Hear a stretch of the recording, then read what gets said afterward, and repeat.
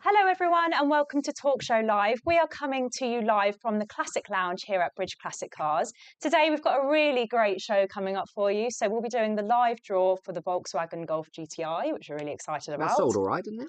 Yeah, about 77%, okay, that's I believe. Good. That's good. Brilliant. Not too bad. So we look forward to drawing the lucky winner for that. We'll also be talking about the summer show that's coming up on this coming Sunday, which is also a really exciting event, isn't it? Went really well last year, so excited to talk about that. But first of all, we'll be chatting about the news. So I'm here with Craig and Rob.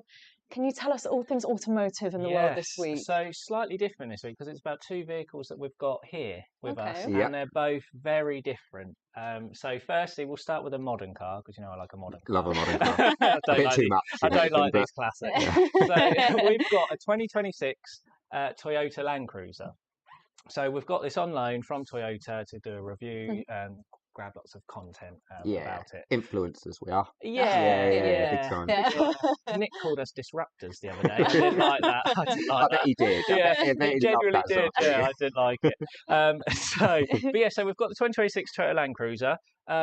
We won't show you too much of it because there's going to be a full review in the next issue of Driver, which is out in a couple of weeks. But we've all driven it now. Yeah. So I really like it. I think it's one of these cars that, and I think we were talking earlier when I said it doesn't feel like it's as big as it is. When you're driving it, you can just nip to the shop in it and it's fine. You know, I think obviously you've got the added cost of the fuel and everything else, but it doesn't feel big when you're driving it. I absolutely love it.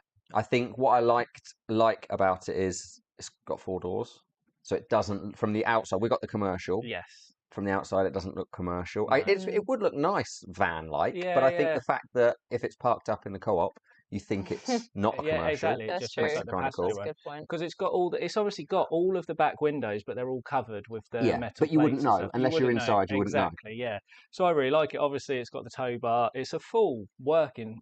It's lovely. But yeah, I really like it. And we disagree slightly on something. So I like the fact. I think Lydia will agree with you. Have you had this conversation in the office? We have, briefly. So I really like it because anytime we've ever had a car on review, I've always said I like it when you can just blend in, right? And what I like about that is it's 2026, it's done just over 1,000 miles, it's brand new, high spec, lovely car, but you can drive anywhere and no one stares at you. No one That's the bit I can't get my head whatsoever. around. And I really like that, but I know you don't. No, I don't. I don't get me wrong. I'm not ostentatious as in look at me, but I do like a car that people will go, oh, that's nice. Yes. And I really thought, wrongly, that this would be it, because I kind of feel like it's very American. It's big, it's square, it commands the road.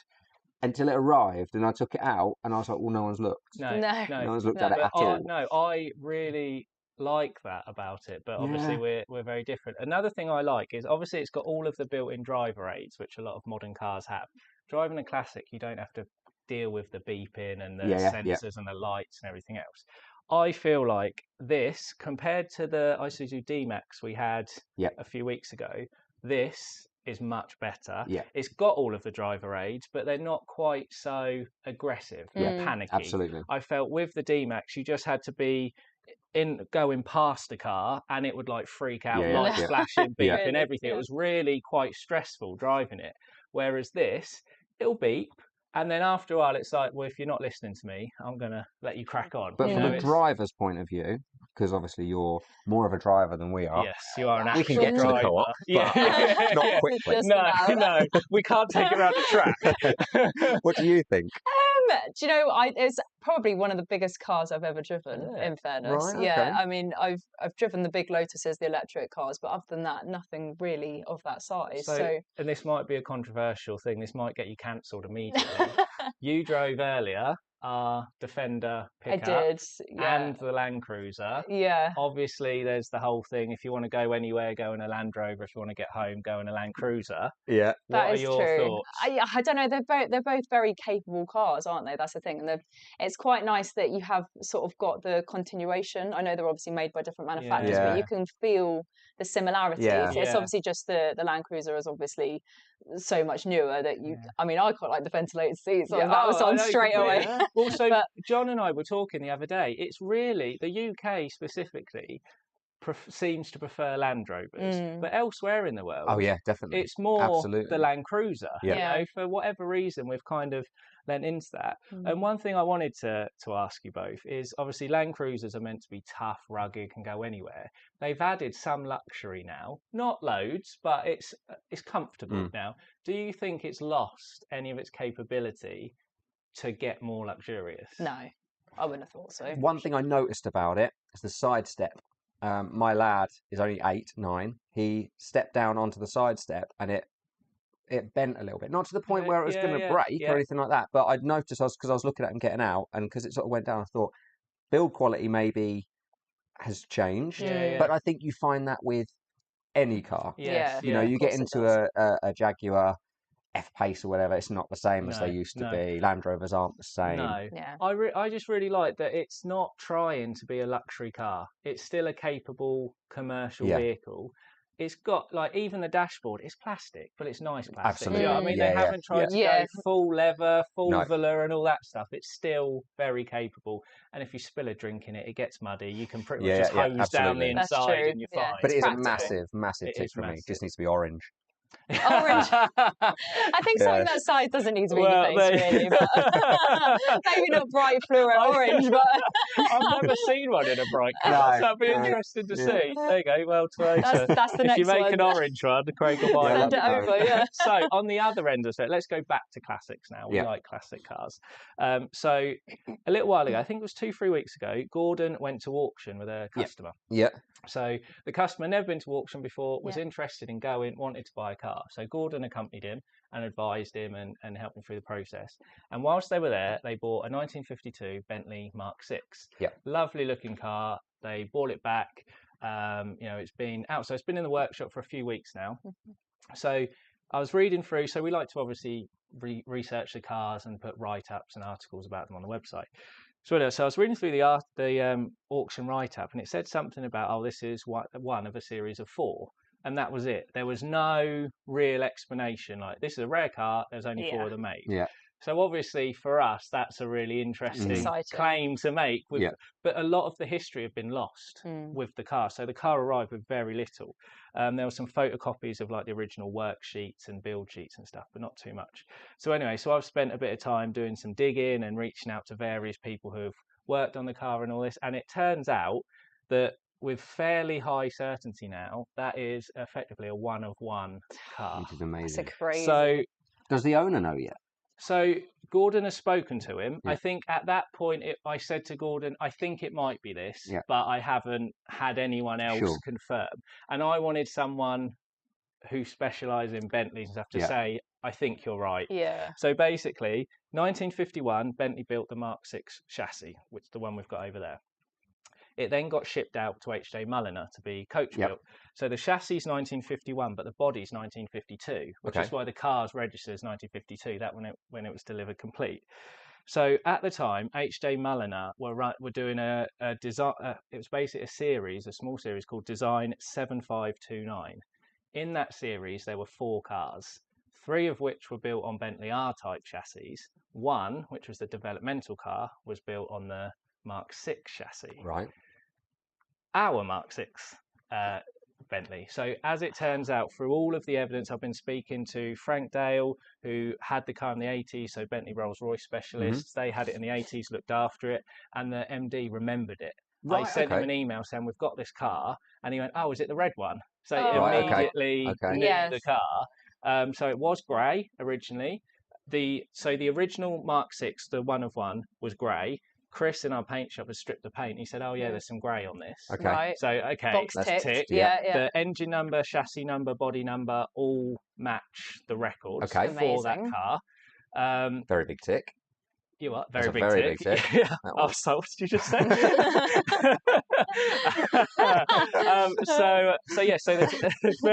So fortunately, Frank Dale kept some of the records that when they had the car in the 80s. So I asked them very nicely, and they sent them over to me. Right. And again, all of it is ticking boxes saying this is the car.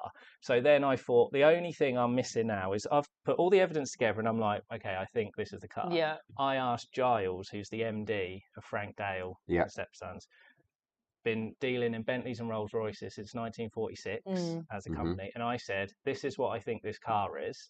And his response was, I think you are correct. Right, wow. How exciting. So someone with much more knowledge than me, I've literally done research and pulled it in. I'm like, oh, it looks like it might be. Yeah. Someone who knows what they're talking about has said, yeah, I think you are correct. That's amazing. So the only way to prove for certain is to get the H.J. Mulliner ledger, which is obviously quite tricky to get hold of. As Bentley bought Mulliner back in the day, but it's now moved on and different. So somewhere this ledger will exist, and it will tell you exactly the chassis number. So this is coming into us for quite a lot of work as well, isn't it? Yes. So you can follow this whole completely. journey on the website. There'll be a full article about the full story in the next issue of Driver, right, okay. With a full photo shoot. So right now it's been stripped right back. It's had some welding work and bits and bobs done on it, but it's over in fabrication at the moment. Yeah. But it turns out it's a very special car.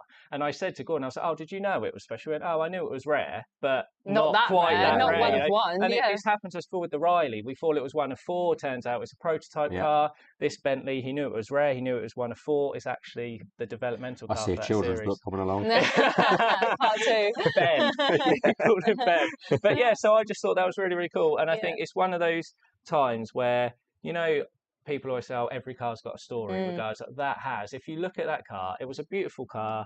Obviously, when it's been stripped back, there's various issues that need resolving. But that is such a special car. Yeah, absolutely. Whatever the cost of it was, the value it potentially is now 3, 4, 5, 6 times that. Crazy. It's such a special car. It's a good buy. So there'll be lots of that, lots more on that shortly. Brilliant. And then the last thing is more from you. So as the resident biker of classic cars, we'll hand over to our bike. Right, I get me cards. Where are they? All it was. So over the weekend, I was at Kempton Park for a bike auction, and Gordon was up at Manor Park for a bike auction. I wasn't as successful at buying anything at mine, but he was at his. He bought a Norton, and then I just happened to go onto YouTube today and was watching Drive Tribe, and Richard Hammond rode the Norton. I think he was the first to ride the new Norton. Okay. Don't ask me anything about it. I don't know. I know there's a Manx and there's an Atlas. That's your two models. The bike is absolutely stunning. The video is brilliant because it's when you obviously you're not used to watching Richard Hammond on a bike, and he said he's ridden them for 40 years, but as a hobby rather than as a journalist.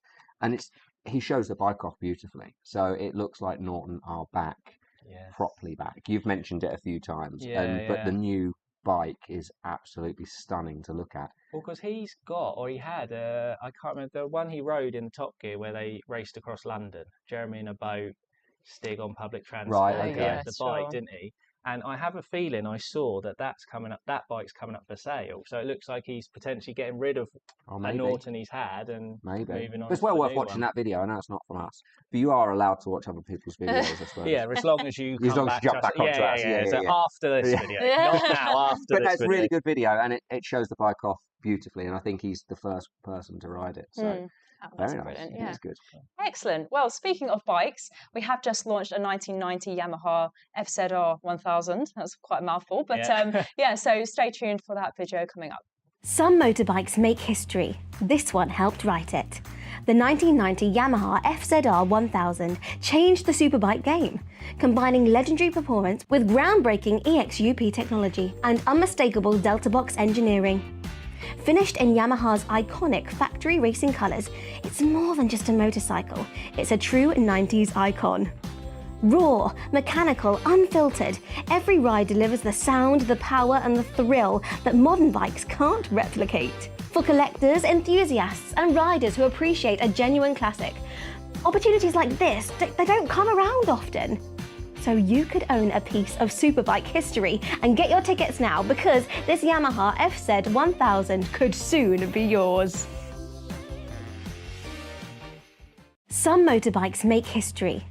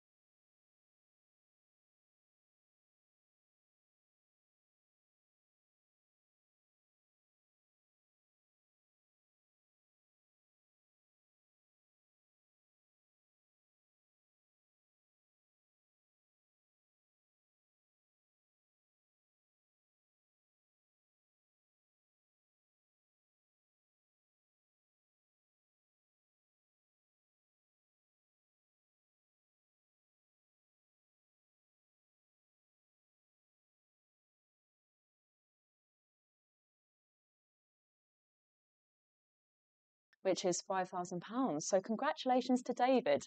So thank you very much to everyone that entered. I will get his number, but is the lucky I'll winner. get my phone. Don't know what else on that one. It's just full of apps. There's no actual. Please bear with. We will find the number. And I'll apologise in advance. I'm about to pick up the camera, so the camera work will not be to Nick's normal standard. Right. Nick's off this week. He's watching, I reckon. Yeah, I reckon. Yeah, hello, Nick. What have we got? So it looks like he only had one ticket as well. Wow. See, that's all it takes. You only need there you go. Only need the one ticket. Right, there you go. Lovely. Thank you very much. There you go. Should we head over to the car? Let's do it. Isle of Wight, he is. Oh. Long way, isn't it?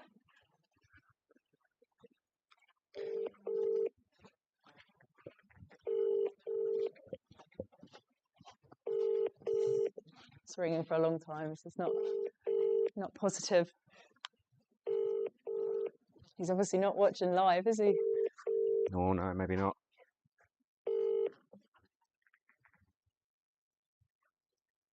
Hello? Hello? No. I mean, it's answered, but there's no one there. Oh, call ended. Oh, no. Oh, well, that went well, didn't it? He thought it was a scam. Yeah, probably did, actually. Oh, well, so we'll give him a call afterwards then. Yeah. Okay. Oh, what a shame. Oh. Well, anyway, he might ring back. David. Yeah.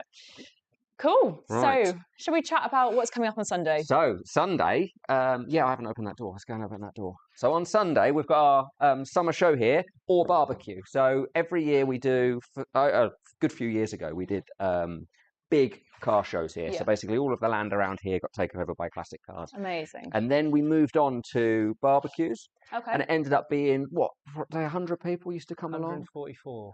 Really nice, intimate sort of event. But what we decided to do this year is kind of mix the two up. So we've got barbecue happening. The nice thing about the barbecue, we don't have outside people come in.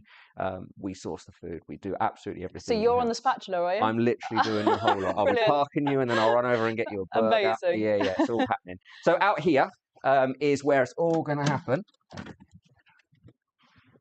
Can't really see much at the moment, so this will be where the barbecue next to the lorry, everything like that will happen. So as far as you can see, there is probably 350 cars coming along, which is really, really nice. Yeah. It's free to come to. You don't need to register. You can just come along anyway and then just enjoy it.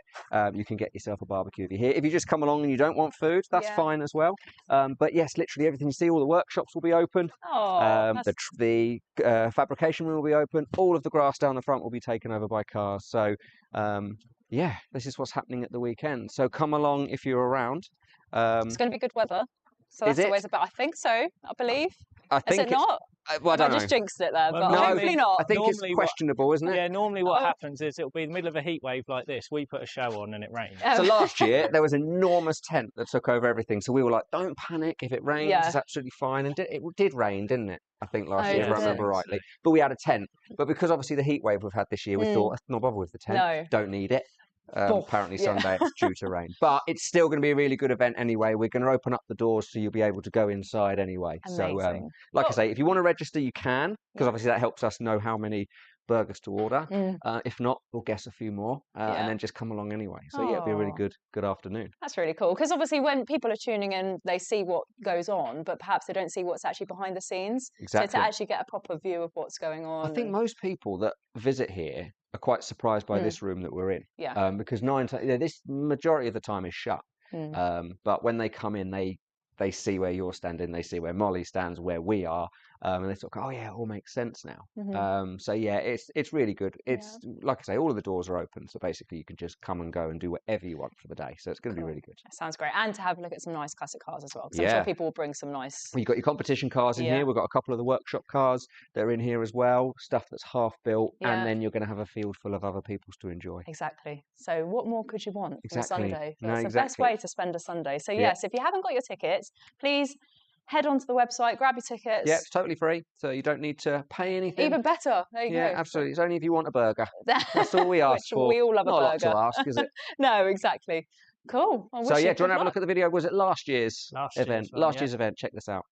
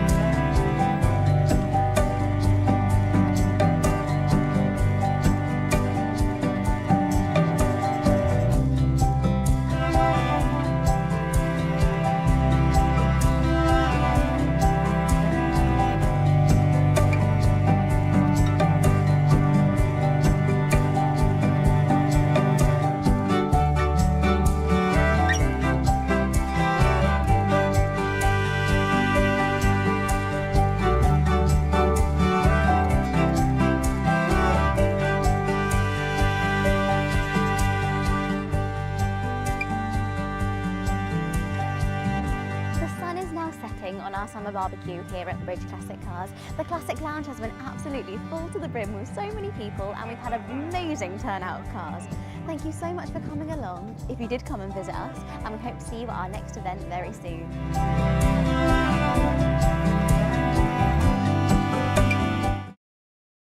Well, didn't that look like a great event? So if you want to get in on the action this year, then please grab your tickets or turn up on Sunday. We hope to see you on Sunday. We look forward to seeing you here. But if not, then we'll see you next week. Bye-bye.